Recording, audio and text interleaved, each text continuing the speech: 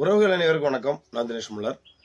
இந்த காணொலி எதற்காக அப்படின்னா, ஒரு 8 தினங்களுக்கு முன்பு நம்ம திண்டுக்கல் மாவட்டம் கன்னியாடியில் நடந்த அந்த மாங்கரைன்ற ஊரில் நடந்த பிரச்சனை உங்களுக்கு எல்லாருமே தெரியும்னு நினைக்கிறேன். இங்கே பெரும்பான்மையாக தேவேந்திர வேளாள சமூக மக்கள் வாழ்கிறதா நம்ம ஏற்கனவே பதிவு செஞ்சுருந்தோம்.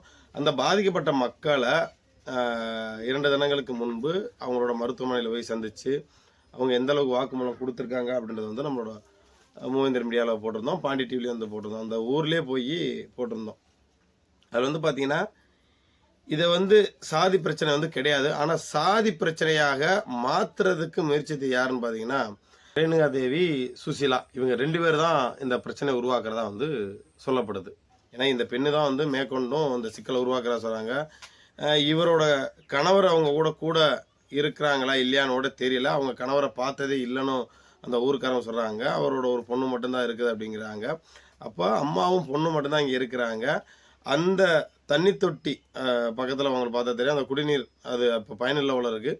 அங்கே ஒன்றுமே இல்லாத மட்டை போடக்கூடிய விஷயத்தினால வந்த பிரச்சனை.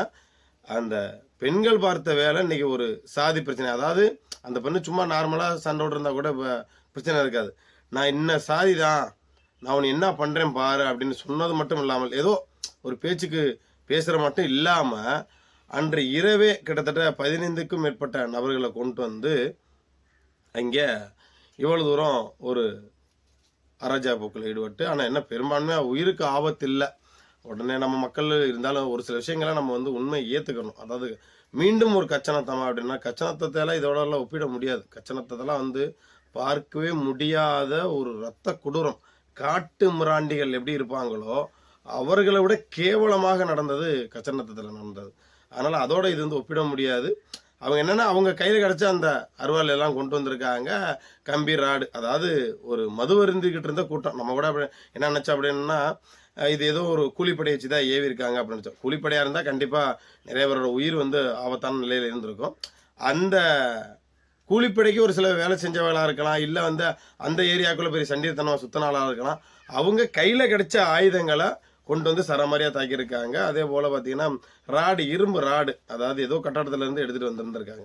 இந்த பெண்மணி ஃபோன் அடித்து இந்த மாதிரி சொன்ன உடனே என்னன்னா, அங்கே இருக்கக்கூடிய ஆள்லாம் திரட்டிக்கிட்டு வந்து அன்றைக்கி நடந்த நிகழ்வு தான் இந்த நிகழ்வு. வந்து பார்த்தா அந்த கதவெல்லாம் அடித்து உடைச்சி இந்த வேலையெல்லாம் பண்ணியிருக்காங்க. இதை முழுக்க காரணம் அப்படின்னா இந்த ரேணுகா தேவி அப்படின்ற ஒரு நபர் தான் மெயினாக குற்றம் சாட்டுறாங்க. அவங்க பெண்ணையும் வந்து குற்றம் சாட்டுறாங்க. அதனால் வந்து அந்த பெண்ணையும் குற்றம் சாட்டுறாங்க. அப்போ நம்ம என்ன சொல்ல வரோம் அப்படின்னா, இந்த முழுக்க ஒரு பக்கத்து வீட்டுக்கும் ஒன்றுமே இல்லாத ஒரு மட்ட பிரச்சனை. அதுக்கு இடம் தாராளமாக கிடைக்கும். இடம் புழக்கம் இல்லாட்டினா கூட இவங்க வந்து சண்டை போடுறதுல ஒரு பயன் இருக்குது.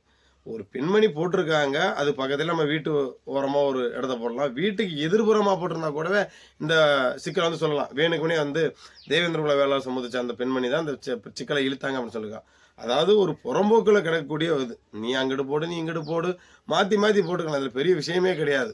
நான் இப்படி பண்ணிடுவேன், அப்படி பண்ணுவேன், நான் யாருன்னு காட்டுறேன் அப்படின்னா, அப்போ இது உண்மைத்தன்மை தெரியாத ஒரு ஆணோட மனநிலை. அதாவது இந்த சுரேஷ்ன்ற நபரை நம்ம குற்றம் சாட்டி சொன்னோம் இல்லையா, ஒரு ஆணோட மனநிலை எப்படி இருந்திருக்கும். ஒருவேளை வந்து நம்ம அடிச்சு விட்டாங்களோ, ஒரு பேசி விட்டாங்க அப்படிங்கும்போது, அப்போ அவர் பழக்க வழக்கத்தில் உள்ள ஆளெல்லாம் வந்து என்ன பண்ணுறாப்புலன்னா அனுப்பிச்சுறாப்புல. அவர் ஒரு பார் வந்து நிலான்ற பார் வந்து எடுத்து நடத்துகிறாப்புல. அவர் வந்து அந்த திருட்டுத்தனமாக அந்த சரக்கு ஓட்டுறன்னு சொல்லுவாங்கள்ல, அந்த டயங்கள் அரசு பாருக்கு இந்த டயத்துக்கு மேலே அதுக்கு மேலே அந்த வேலையெல்லாம் செஞ்சுருக்காப்புல.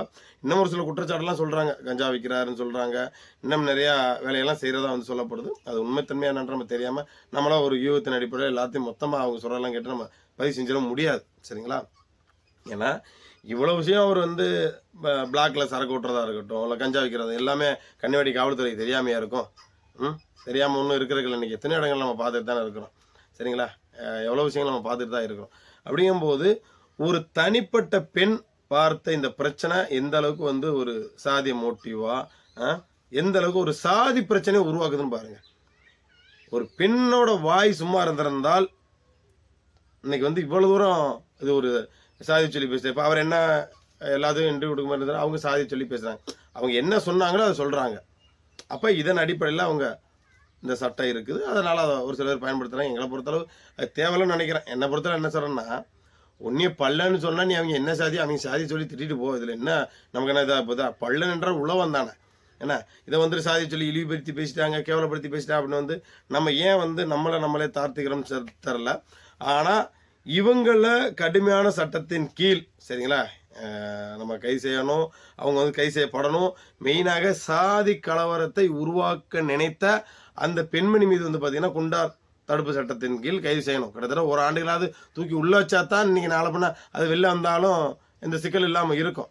ஏன்னா இப்போ இன்னைக்கு வந்து தேவையில்லாமல் தெரிஞ்ச நபர்களை வச்சு அவங்க மருமைகளை வச்சு ஆளை வர சொல்லி இந்த மாதிரி வேலையை செஞ்சுன்னு சொல்கிறாங்க. திடீர்னு ஒருத்தர் உயிர் போயிருந்தா எவ்வளோ காசு கொடுத்தாலும் அந்த உயிரை திருப்பி பெற முடியுமா நம்மளால? அப்போ முடியாது. அப்போ காவல்துறைக்கு நாங்கள் என்ன ஒரு கோரிக்கை, இப்போ இதை கண்டித்து அடுத்தடுத்து போராட்டங்களை வந்து முன்னெடுக்கிறதா இருக்கிறதா வந்து நம்ம சொன்னோம். ஏற்கனவே நம்ம சொல்லியிருந்தோம், சம்மந்தப்பட்ட மெயினான அக்யூஸ்டுகளை வந்து கைது செய்யணும், இல்லைன்னா மிகப்பெரிய அளவில் ஒருங்கிணைச்சு போராட்டம் பண்ண போகிறாங்க அப்படின்ற மாதிரி சொன்னோம். இப்போ அடுத்தது போராட்டங்கள் ஒவ்வொரு ஆளாக அறிவிச்சிட்டு வர்றாங்க. ஸோ கன்னிவாடி காவல் நிலையத்தில் இருக்கக்கூடியவங்களாக இருக்கட்டும், யாராக இருந்தாலும் சரி, அங்கே இருக்கக்கூடிய அமைச்சருக்கு நீங்கள் யார் எப்படி வேணாலும் இருந்துக்கங்க, அதை பற்றி எங்களுக்கு பிரச்சனையே கிடையாது. ஆனால் குற்றச்செயலில் ஈடுபட்ட யாராக இருந்தாலும் சரி, அது என் சமூகமே அந்த மாதிரி குற்றச்செயலில் ஈடுபட்டாலும் அவர்களை தண்டிக்கப்படணும் அப்படின்றத என்னோட கருத்தை வந்து நான் அதில் வந்து பதிவு செய்கிறேன். உண்மையிலேயே ரொம்ப பாவமாக இருந்துச்சு அவங்க வந்து பார்க்கும்போது. ஒரு அண்ணன் வந்து கையில் அந்த கையை பிடிச்சி நம்ம பார்க்குறோம், அந்த கையெல்லாம் ராடில் அடிச்சதில் அந்த கையெல்லாம் அப்படியே வீக்கமாகுது, பெருசாக அப்படியே ஒரே வீக்கமாக இருக்குது. அவரோட மனநிலை எப்படி இருந்திருக்கும்? ஒருத்தருக்கு இந்த விரல்லாம் அப்படியே இல்லைன்னு நினைக்கிறேன், பிளேட் வச்சுருக்கதா சொன்னாங்க. அவர் அண்ணனுக்கு அந்த இந்த பிளேட்டு அந்த ஸ்கேனரை பார்க்குறோம், எல்லாரும் கையிலையுமே வந்து பார்த்தீங்கன்னா பிளேட் வச்சுருக்காங்க. அப்போ எந்த அளவுக்கு கொடூரமாக தாக்கப்பட்டிருப்பாங்க, அவங்களோட இயல்பு நிலை திரும்புறதுக்கு எத்தனை நாள் ஆகும்? அப்போது ஒரு பெண் தேவையில்லாமல் அவசரப்பட்டு உணர்ச்சிவசப்பட்டு ஒன்றுமே இல்லாத ஒரு மட்டைக்கு அந்த மட்டையை தீய வச்சு மிஞ்சி போனால் அந்த சுடுதண்ணி காய வைக்கிறது அந்த பெண்மணியோட அங்கே அதை எரிக்கும்னு நினைக்கிறேன். அப்போ இந்த பெண்ணு வந்து பார்த்தீங்கன்னா ஒரு எவ்வளோ ஒரு பிரச்சனையை உருவாக்கியிருக்கு. அப்போ இந்த பெண்ணை வந்து காவல்துறை வந்து கடந்து சென்றால் இது போன்ற அசம்பாவிதம், இன்னைக்கு இது சாதாரண உயிர் பலி இல்லாத அளவுக்கு நடந்துக்கிட்ட ஒரு விஷயம், நாளைக்கு உயிர் பலி ஏற்படுத்தக்கூடிய விஷயத்தை இந்த பெண்மணி நடத்தாதுன்றத என்ன நிச்சயம் இருக்குது. அப்போ ஒரு பெண்ணோட வாய் சும்மா இல்லாதன் விளைவு இது ஃபோனை போட்டு என்ன சொன்னிச்சோ ஏது சொன்னிச்சோ தெரில. அப்போ எப்படியெல்லாம் மாறுது பாருங்கள். இந்த மாதிரி நிறைய இடங்களில் வந்து நடக்குது. அதே போல் வந்து பார்த்தீங்கன்னா நிறைய இடங்களில் போராட்டத்தில் சும்மா இருக்க மாட்டோம், இந்த குடிக்கிற நபர்களால் நிறைய பிரச்சனை நடக்குது. இப்படி தான் சின்ன சின்ன பிரச்சனைகள் வந்து அது கடைசியில் ஒரு சாதிய பிரச்சனையாக தொடர்ந்து அரங்கேறிக்கிட்டே இருக்குது. சரிங்களா? இந்த மாதிரியான குற்றச்செயல்களில் யார் ஈடுபட்டாலும் அவர்களை கடுமையான சட்டத்தில் அவங்க எஃப்ஐஆர் ஒன்று போட்டிருந்தாங்க, அதை வந்து பார்த்தோம். அதில் திருநாட்டு செவனும் கிடையாது, அது ஒரு எழுதி காமிச்சாங்க. அதை பார்க்கும்போது இதான் எஃப்ஐஆரில் போட்டிருக்காங்க, இன்ன வரைக்கும் எஃப்ஐஆர் கேட்குறோம் கொடுக்க மாட்டேங்கிறாங்க. ஏதோ ஒரு 5 செக்ஷன்லேயே நம்ம போட்டிருக்காங்க. வரட்டும், எஃப்ஐஆர் காப்பி வந்ததுக்கப்புறம் அவங்க எப்படி அதை முன்னெடுத்துருக்காங்கன்னு நம்ம பார்ப்போம். எனக்கு தெரிஞ்ச அந்த கேஸ் நிற்கிற மாதிரி தெரில, முகம் தெரியாத நபர் அப்படின்ற மாதிரி இந்த பெண்ணை மட்டும் சார் நம்ம இந்த பெண்ணு தான் இந்த பிரச்சனைக்கு காரணன்ற மாதிரி அவங்க வழக்கு போட்ட மாதிரி ஒரு நம்மளாக அவங்க பேசின வச்சு நமக்கு தெரிய வருது. ஆனால் இன்ன வரைக்கும் எஃப்ஐஆர் காப்பி வந்து நம்ம கண்ணில் பார்க்க முடியலை, இது வரைக்கும் நமக்கு அனுபவம் இல்லை. அதனால் வந்து கன்னிவாடி காவல்துறையத்தை நான் அது வந்து மெயினாக நான் ஒரு வேண்டுகோளை நாங்கள் வந்து வச்சுக்கிறோம். சரிங்களா? இது போன்ற குற்றச்செயல்கள் வந்து ஈடுபடாமல் அடுத்து எதுவும் நடக்காமல் இருக்கணும்னா நீங்கள் தகுந்த நடவடிக்கை எடுக்கணும். அதே பகுதியில் ஒரு தேவேந்திரன் வந்து இந்த வேலையை செஞ்சுருந்தா நேரம் என்ன பண்ணியிருப்பீங்க? உங்களோட அந்த அரசோட அந்த கடமையை வந்து காவல்துறையோட கடமை வந்து கண்ணியமாக நேரம் ஒரு நபர் அந்த குற்றச்செயலில் ஈடுபட்டுருந்தா நீ வரைக்கும் வந்து 10 பேர் மீது வந்து வழக்க போட்டிருப்பீங்க, இல்லை அது வழக்கெல்லாம் போட்டு விட்டு அவங்கள வந்து சிறைப்படுத்தியிருப்பீங்க. அப்போ காவல்துறை யாருக்காக வேலை செய்யுது? அமைச்சருக்காண்டி வேலை செய்யுதா, இல்லை மக்களுக்காண்டி வேலை செய்யுதா, இல்லை முதலமைச்சருக்காண்டி வேலை செய்யுதா, யாருக்காண்டி வேலை செய்யுது அப்படின்றது எங்களுக்கு தெரில. ஸோ அதனால் எங்களுக்கு மிகப்பெரிய ஒரு வருத்தமாக இருக்குது. அந்த குற்றச்செயலில் யார் ஈடுபட்டாலும் சரி, சரிங்க, தயவுதாச்சுன்னு பார்க்க வேண்டாம்.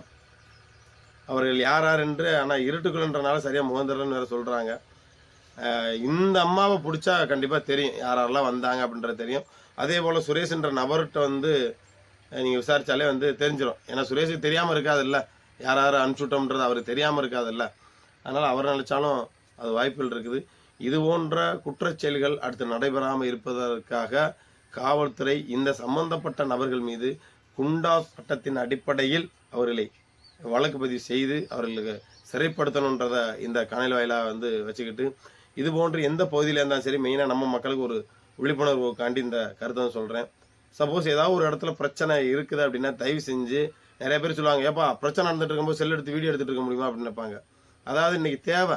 ஏன்னா நிறைய இடங்கள்ல வந்து ஒரு சில வீடியோ ஃபுட்டேஜ் வச்சிருந்தனால தான் நம்ம மேலே விழுந்த பழி அதை துடைக்க முடியுது. சரிங்களா? எங்கள் ஆளுங்க மேலே தப்பு கிடையாது, அவங்க ஆளுங்க மேலே தான் தப்பு அப்படின்றத நம்ம ஆதாரப்பூர்வமாக காட்ட முடியுது. அதனால் வந்து தேவையில்லாத வீண் பேச்சுகளை தவிருங்க நம்ம மக்கள். அதே போல் ஒருத்தவங்க எதிர்த்தரப்பு வந்து நம்மளை தேவையில்லாமல் பேசுகிறாங்க அப்படின்னா ஏதாவது ஒரு வீடியோ ஆதாரமாக எடுத்து வைங்க. அது பயனுள்ளதாக இருக்கும். அவங்க மேலே வழக்கு தொடருக்கு சட்ட ரீதியாக. ஏன்னா தொடர்ந்து இந்த சமூகம் தேவேந்திர உள்ள சமூகம் பாதிக்கப்படுற கேட்கும்போது மனசுக்கு ரொம்ப வருத்தமாக இருக்கும். ஒவ்வொரு களத்திலையும் போய் நிற்கும் போது வலியும் வேதனைகளை சுமக்கக்கூடிய ஒரு சூழலாக இருக்குது. நம்ம ஓடுற வழிகளை அந்த களத்தில் போய் நிற்கிற வழிகளை விட பாதிக்கப்பட்டங்கிற செய்தியை கேட்கும்போது அவ்வளோ மனசுக்கு வந்து வேதனையாக இருக்குது. அதனால் வந்து நம்ம மக்கள் வரக்கூடிய காலகட்டங்கள் வந்து சிந்திச்சு செயல்படுங்க. அதே போல் இந்த திராவிட கட்சிகளுக்கு 200 ரூபாய்க்கு காசு கொடுக்குறாங்கிறக்காண்டி போய் மணிக்கணக்கில் நிற்கிங்க திராவிட கட்சிகளுக்கு வந்து. பரமக்குடியில் அப்படி தான் ஒரு பெண் வந்து இறந்து வச்சுன்னு சொல்கிறாங்க. அந்த 200 ரூபா காசை வந்து சம்பாதிக்கிற அளவுக்கு பக்கத்து போய் இருக்கிறோம் நம்ம. அவ்வளோ கேவலமாவா இருக்கிறோம். நமக்கு சூடு சொன்ன நம்ம போடுற துணி எதுக்கு போகிறோம்? மானத்துக்காண்டி தானே போடுறோம். நம்மளோட அந்த சுய கௌரவம் என்னைக்கு இந்த தேவேந்திர உள்ள வேலை சமூகத்துக்கு வருதோ, நம்ம பாதிக்கப்படும் போது யார் நமக்காண்டி களத்தில் நிற்பாங்கன்ற அந்த உணர்வு என்னைக்கு உங்களுக்கு வருதோ அன்னைக்குத்தான் இந்த சமூகம் முன்னேற்றம் அடையுமோன்ற ஒரு கேள்வியும் ஒரு ஐயமும் எங்களுக்கு தோணுது. எவ்வளோ தூரம் நாங்கள் தொடர்ந்து பொதுத்தலங்களில் நம்ம மக்களுக்கு விழிப்புணர்வு ஏற்படுத்தி பதிவு வந்து சொல்லிக்கிட்டே இருக்கோம். ஆனால் இன்னும் நம்ம மக்கள் வந்து இவங்களோட பக்கா இந்த கட்சிக்காரங்க, நாங்கள் இந்த கட்சிக்காரங்க. நான் கூட ஏற்கனவே முதல் காணொலி சொன்னேன், அந்த ஊரே வந்து டிஎம்கேவோட தீவிர விசுவாசிகள் அப்படின்னு. கடைசியில் அவங்களும் அப்படித்தான் சொல்கிறாங்க. நம்ம சொன்ன கருத்து உண்மைதான். நாங்கள் இது வரைக்கும் அவங்களுக்கு தான் ஓட்டு போட்டால் வச்சோம், நாங்கள் ஜெயிக்க வச்சோம் அப்படின்னு அவங்களே ஒப்புதல் கொடுக்குறாங்க. அப்போ பாருங்கள், நீங்கள் பாதிக்கப்பட்டால் உங்களுக்காண்டி குரல் கொடுப்பது யார் என்பதை இந்த சமூகம் உணரணும். அதே போல் அந்த கன்னிவாடி பக்கத்தில் மாங்கரையில் தானே நடந்துச்சு, நம்ம ஊரில் செம்பட்டியில் நடக்கலையே, கன்னிவாடியில் நடக்கலையே அப்படின்னு நம்ம சமூகம் நினச்சிங்க அப்படின்னா, முத்தரம்பட்டியில் நடக்கலைன்னு நினச்சிங்க அப்படின்னா நாளைக்கு உங்களுக்கு இந்த கேவலமான ஒரு நிலை நடக்கும். அதனால் ஒற்றுமையாக இருங்க நம்ம மக்கள். என்ன, பக்கத்து ஊரில் தொடர்பு வச்சுக்கோங்க. சரிங்களா? ஒற்றுமையோடு செயல்படுங்க. என்ன, கட்சிகளோட ஒற்றுமை பார்க்குற விட சமூக ஒற்றுமைக்கு வாங்க. மீண்டும் இந்த குடும்ப முறையை, அந்த ஊர் கட்டமைப்பு, இன்னைக்கு குடும்பங்கள் வந்து அந்த ஒருங்கிணைச்சு அந்த ஒரு கட்டமைப்பு வச்சுருந்தாங்க, அதை மீண்டும் கொண்டு வந்தால் மட்டும்தான் இந்த சமூகம் அடுத்த கட்ட லெவலுக்கு போகும் அப்படின்றத சொல்லிக்கிட்டு, வருங்காலங்களில் நம் தேவேந்திர குல வேளாளர் சமூகம் அரசியல் ரீதியாகவும் பொருளாதார ரீதியாகவும் கல்வி ரீதியாகவும் நம்ம முன்னேறி போகணும். இன்னைக்கு நிறைய இளைஞர்கள் கல்வி ரீதியாக முன்னே போய்கிட்டு இருக்காங்க. அவர்களும் ஒரு சிலர் வந்து தேவையில்லாத வழக்கில் சிக்க வைக்கிறதுக்கான வேலைகளும் நடந்துகிட்டு இருக்கு. அதனால் வந்து விழிப்புணர்வோட்ட இருங்க. உங்களுக்கு படிப்பு வரலையா, ஒரு தொழிலில் ஏதாவது உங்களுக்கு பிடிச்ச தொழிலை வந்து அதில் போய் ஒரு பொருளாதாரத்தில் நம்ம மேலோங்கி வரணும். அடுத்த சமூகத்தோட ஒரு போட்டி போடுறோம் அப்படின்னா நம்ம பொருளாதாரத்தில் மேலே வாங்கணும், அவனை விட நல்ல வீடு கட்டணுன்ற போட்டி ஒன்று நம்ம தடுத்து வந்து அவன் அந்த குறும்புஜைக்கு போய் பஸ்ஸில் ஏறி மேலே ஆடினானா நம்மளும் ஏறி ஆடுவோம். அவன் டவுசர் கட்டுற மாதிரி வேட்டியை கட்டுறானா நம்மளும் கட்டுவோம். என்ன, அவன் கத்தி எடுக்கிறானா நம்மளும் எடுப்போம்னு நினச்சிங்கன்னா நீங்கள் தருதலையாக நாசமாக தான் நாங்கள் போக முடியுமே தவிர்த்து வந்து நீங்களும் முன்னேற முடியாது, உங்கள் குடும்பமும் முன்னேற முடியாது, இந்த சமூகமும் முன்னேற முடியாது. அதனால் வந்து நம் எதிரில் போட்டி போடுறோமோ அதில் தான் நம்ம போட்டி போடணும். சரிங்களா? நீ வேற ஒரு சமூகத்தோட போட்டி வரையோ, வேற ஒரு நபரோட போட்டி வரையோ, அவனை வர ஒரு மடங்கு நம்ம ஆடையில் வந்து நம்ம நல்லா இருக்கணும்னு நினைக்கணும். ஒரு பொருளாதாரத்தில் நம்ம மேலே வாங்கி நிற்கணும்னு போட்டி ஒன்றுமே தவிர்த்து வந்து இந்த காவாலித்தனமாக வந்து திரியிறதுல வந்து பெருமை தேடாதீங்கன்றதை நம்ம இளைஞர்கிட்ட கேட்டுக்கிட்டு, நம்ம இளைஞர் மதுவில் இருந்து வெளியில் வாங்க. சரிங்களா? நம்ம இளைஞர் அந்த மதுவுக்கு அடிப்படையானனால உங்களோட அந்த வீரம்ன்றது ரொம்ப மழுங்கிட்டு வந்துக்கிட்டே இருக்குது. அதனால் வந்து இனி வரக்கூடிய காலகட்டங்களில் தேவேந்திர குல வேலை சமைச்ச அந்த இளைஞர்கள் மது அருந்தாமல் என்ன நல்ல பழக்க வழக்கங்களை கற்றுக்கொண்டு தங்களோட குடும்ப முன்னேற்றத்தையும் சமூக முன்னேற்றத்தையும் நோக்கி பயணிக்க வேண்டும் என்ற ஒரு அன்பான வேண்டுகோளை வைத்துக்கொண்டு, மருதநல குடிகளான மல்லரனும் பல்லரனும் பாண்டியனும் தேவேந்திர குல வேளாளர் சமூகம் ஸ்ரீ சாதிப்பற்றையும் பிற சாதி நட்பையும் தொடர்ந்து சொல்லிக்கிட்டு மீண்டும் ஒருத்தர் காணல சந்திக்கிறேன். நன்றி.